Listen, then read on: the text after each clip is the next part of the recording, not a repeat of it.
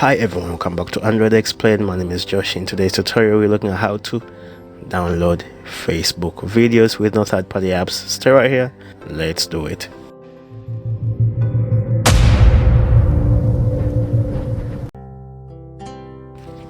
Alright, this is going to be a very simple procedure and very time-saving.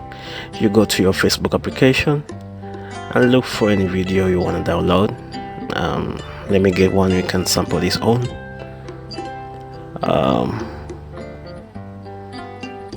Let's use this video right here. All you need from Facebook is to copy the video link. You long press and then copy the video link.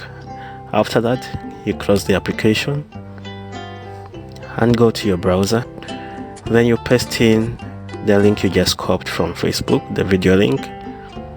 After pasting it into your browser, you click the search button. This is where the magic happens. After the link you copied from Facebook returns the results, you edit the website.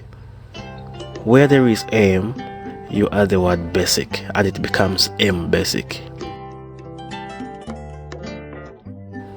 So you type in MBASIC and then run the website. Without erasing the words which come after basic, it redirects you to an old version of Facebook, the basic one.